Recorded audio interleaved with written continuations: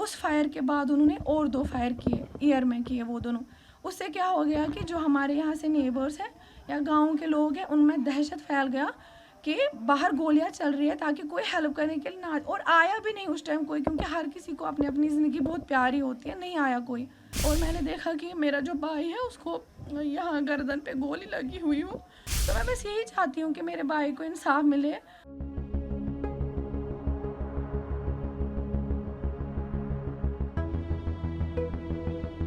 दक्षिण कश्मीर के अनंतनाग जिले में बुधवार को आतंकी हमले में घायल हुए छात्र की गुरुवार को मौत हो गई।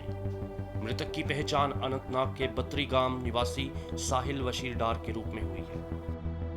आपको बता दें कि बुधवार शाम 4 अक्टूबर को अज्ञात आतंकी साहिल वशीर को गोली मारकर फरार हो गए थे। वहीं अनंतनाग के डीएसपी और एसएचओ ने वशीर के घर का दौरा किया। मृतक की बहन ने घटना का पूरा ब्यौरा देते हुए बताया कि किस तरह उनके साथ ये हादसा हुआ। मैं जब ऊपर नमाज़ पढ़ने लगी तो मेरा भाई उठ के नीचे आ गया। मामा को पहले बोलने लगा मुझे खाना दो। मामा ने बोला कि बेटा रुको, नमाज़ पढ़ेंगे फिर सब साथ में खाना खाएंगे। तो मामा नमाज़ पढ़ने लगी, मेरा भाई बैठा हुआ था रूम में। इतने में मेरी मम्मा बोल रही है कि मैं भी सुन रही हूँ ऊपर से ही, क्योंकि दरवाजे खुले पड़े थे, कोई आ रहा है गेट से, और गेट की आवाज़ भी सुनाई दी। मामा उनको ये खिड़की खोल के बोल रही है बेटा आप कौन हो, बेटा आप कौन हो, बेटा आप क्या करने आए हो, क्योंकि उनका फेस पूरा कवर करके था, तो वो नहीं बता रहे थे हम क्या करने आए हैं, कौन है। और मेरी मम्मा उनको देख ही रही है, तो वो मेन दरवाजे तक पहुंच गए जहाँ से अंदर आने का रास्ता है। उन्होंने जब उसको पकड़ा, अब बस खोलने की बारी थी, तो मेरी मम्मा ज़ोर से चिल्लाने लगी चोर आ गए, चोर आ गए, चोर आ गए, ऐसे। तो वो वहाँ से वापस मुड़ के बोल रहे हैं कि अच्छनचूर क्या, ऐसे बोला उन्होंने, अच्छनचूर के कश्मीरी में बोल रहे थे। तो अंदर से मेरा भाई जो है वो मम्मा की आवाज़ें सुन के दरवाजे के पास चला गया, और उसने क्या किया, जब उसने वहाँ पे 2 लड़के देखा वो पकड़ने लगा, एक ही ऑब्वियसली एक को ही पकड़ पाता, वो एक को पकड़ने लगा। तो मैं जब पीछे से आई, मैं अपने भाई को पकड़ रही हूँ कि इसको छोड़ दे, जाने दे। और जो मेरी मम्मा है वो गेट तक चली गई है, वो क्या कर रही है, वो वहाँ से चिल्ला रही है हमें हेल्प करने के लिए आ जाओ, ऐसे कोई चोर आए हुए, हमें हेल्प करने के लिए आ जाओ। तो उस टाइम पे मेरा भाई उनको इसलिए पकड़ के था कि शायद कोई आएगा, लड़के आएंगे मोहल्ले के, और हम चोरों को पकड़ लेंगे अच्छे से।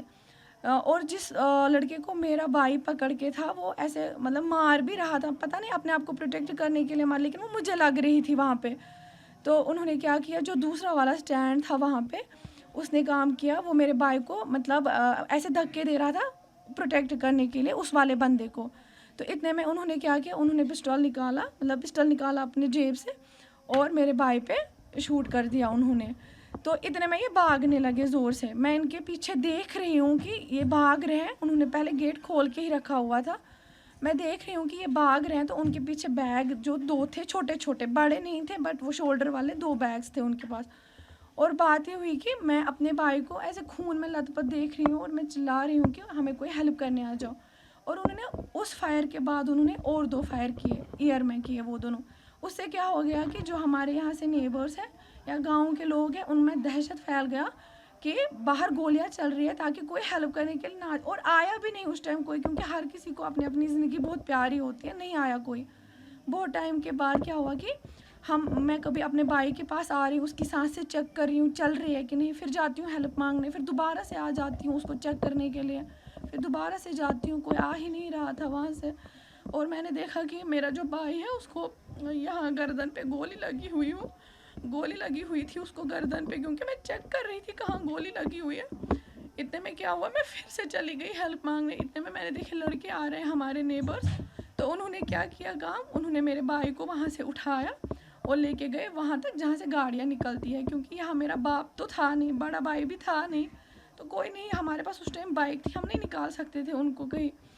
तो वहाँ जब हमने उनको, वो लड़के जब ले जा रहे थे, तो मैं वहाँ पे मस्जिद भी है, मैं मस्जिद का दरवाज़ा जो है वो बहुत ज़ोर से नॉक करने लगी कि अबू जी बाहर आ जाओ, हमारे भाई के साथ ऐसा हो गया, हमारे भाई के साथ ऐसा हो गया। तो सारे नमाज वाले जो है वो बाहर आए, और मेरे अब्बू ने देखा अपने बेटे को वहाँ पे पड़ा हुआ, तो उसके बाद उन्होंने उसको उठा के ले गए उसको हॉस्पिटल। और मैं फिर वहाँ से मैं घर आई थी, फिर उसके बाद मुझे कुछ नहीं पता। तो क्या चाहते हो?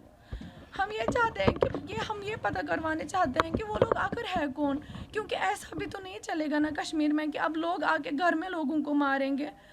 और ये बात तो पूरी पक्की है, क्योंकि उस टाइम जब ईशा की नमाज़ हो रही थी, मेरे अब्बू को बस कुछ ही मिनट हुए थे निकले हुए और उन लोगों ने एंट्री मारी। दैट मीन्स वो उस चीज़ को पहले से देख रहे थे कि मर्द लोग कब बाहर चले जाएंगे और हम डाका डालेंगे। और मैं ये श्योरिटी के साथ बोल सकती हूँ कि वो डाका डालने वाले थे, क्योंकि उससे पहले ही मेरी कैचमेंट हुई थी, जो कि कंसर्न फिर रहता है मतलब पूरे इलाके में कि अब सोना होगा, वो होगा, ये होगा, उस चीज़ को लेके। क्योंकि उनको पता था घर में 2 ही लेडीज़ है, जब वो नमाज को जाएंगे तो हम पीछे से उनको लूट लेंगे, उनका ये कंसर्न था। तो मैं बस यही चाहती हूँ कि मेरे भाई को इंसाफ मिले। वो बेचारा बहुत छोटा था, 11th में पढ़ रहा था और 2 दिन फिर वो सिकम्स में सोहरा में वो एडमिट था बेचारा, मतलब वेरी क्रिटिकल कंडीशन में।